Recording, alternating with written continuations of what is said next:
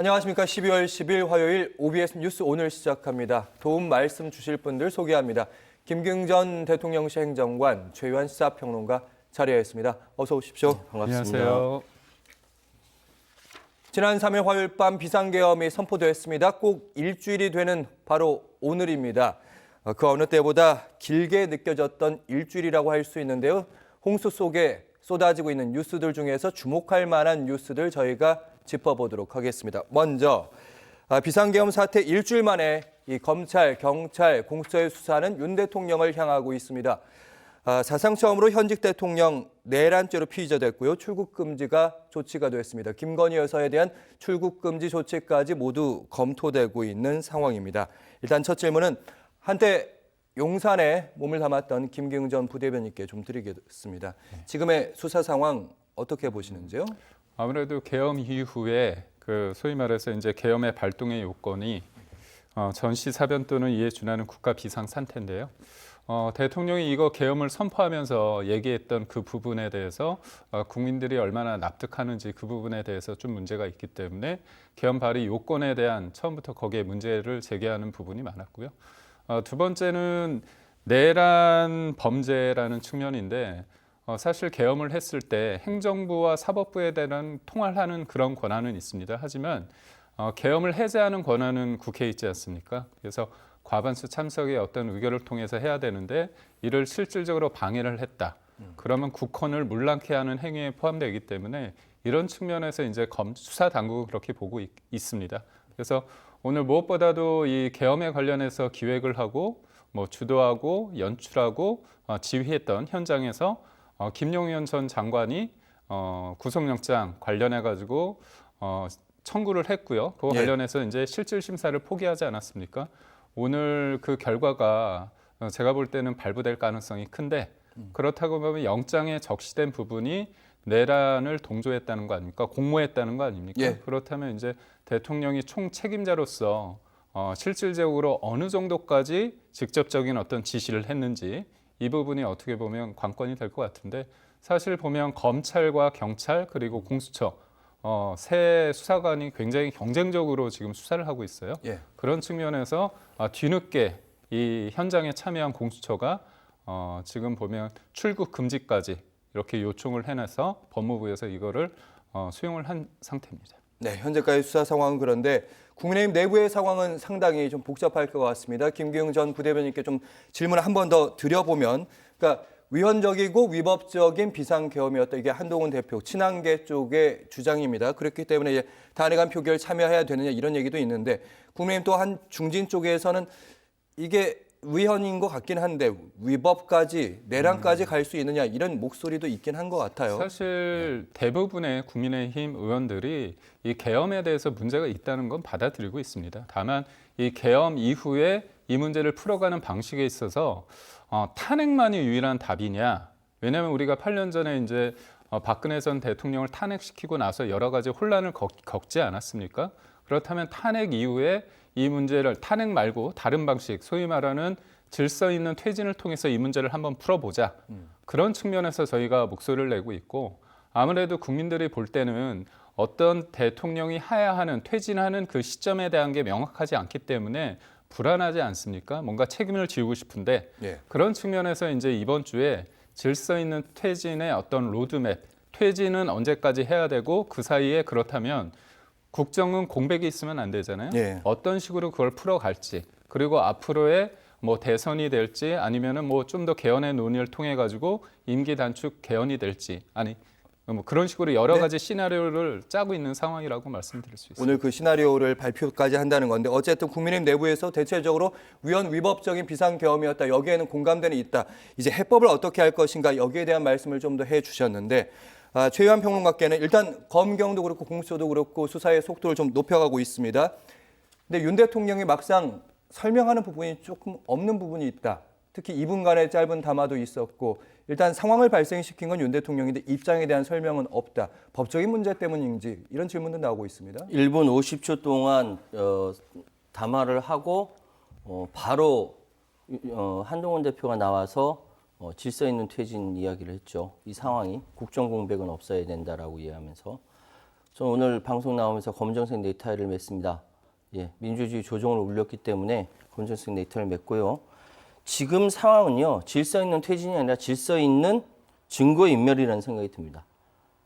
국정공백을 이야기하는데 박근혜 정권이 탄핵당하고 나서 대한민국 혼란스러웠다, 힘들었다, 뭐 이렇게 얘기하는 건 보수 진영에서 얘기하는 것이고요. 국정공백 없었어요. 그냥 그대로 갔어요. 우리 원래 대한민국이 약한 나라 아닙니다. 시스템대로 갔어요. 지금 국정공백을 자꾸 이야기하고 혼란스럽다라고 이야기하고 이렇게 이야기하는 것은 어떻게 하면 이 상황을 탄핵 말고 다른 것이 있을까라고 꼼수를 피우는 거라고 생각합니다. 반란에 동조하는 거라고 생각해요. 자, 다시 한번 말씀드릴게요. 지금 원래 있는 권력을 더 확대하기 위해서 군인을 동원해서 민의의 전당이나 국회에 군합발로 짓밟은 사람이에요.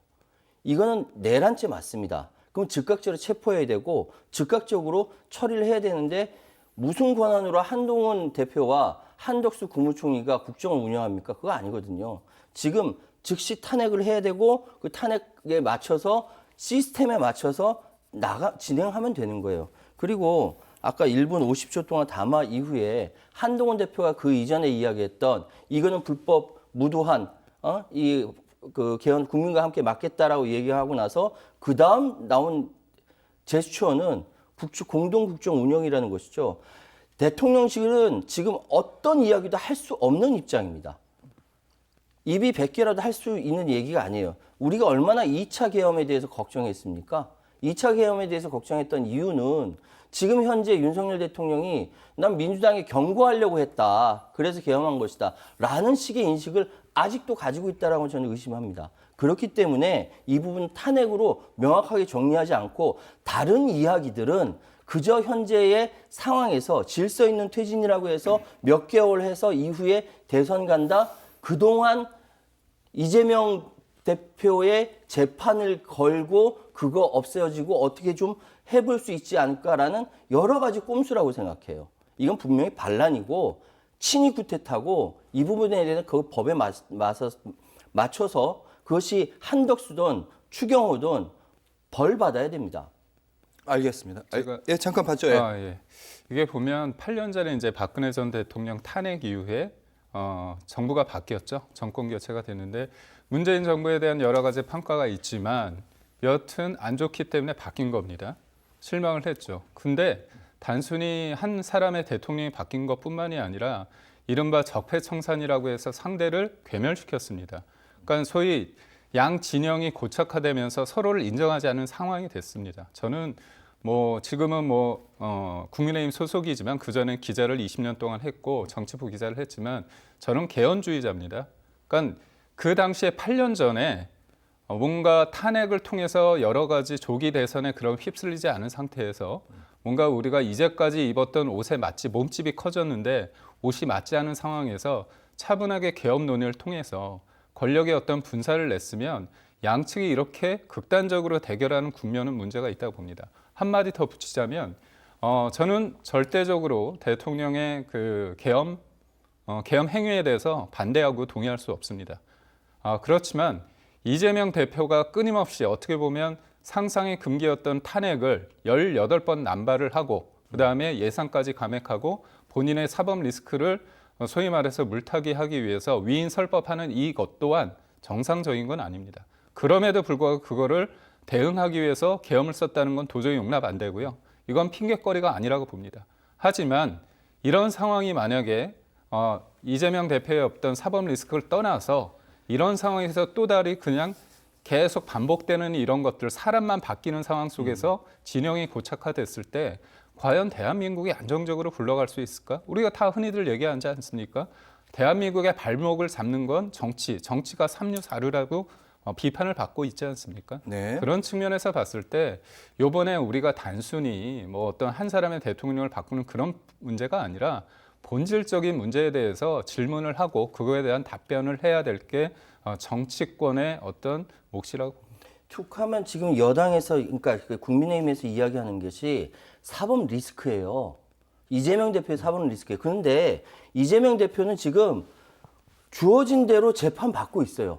그 재판대로 정리하면 되는 겁니다. 지금 마치 105명의 탄핵 반대했던 국회의원들의 생각은 이 상태대로 탄핵이 당연한데 탄핵 때문에 이재명한테 정권을 주기 때문에 안 된다. 이재명 같은 범죄자한테 어떻게 정권을 넘겨주냐라는 생각이 기본으로 깔려 있는 겁니다. 지금 상황은요, 이재명 사법 리스크 이야기를 마치 동등하게 이야기하면 무슨 이재명이 계엄을 내린 것 같은 생각이 들어요. 그거 아니거든요. 지금 상황은 명백하게 이재명 사법 리스크라는 얘기는 요새 떼야 돼요. 윤석열 이 대통령이 계엄을 통해서 반란을 일으켰다. 당장 체포해야 된다라는 이야기를 해야 되는 겁니다.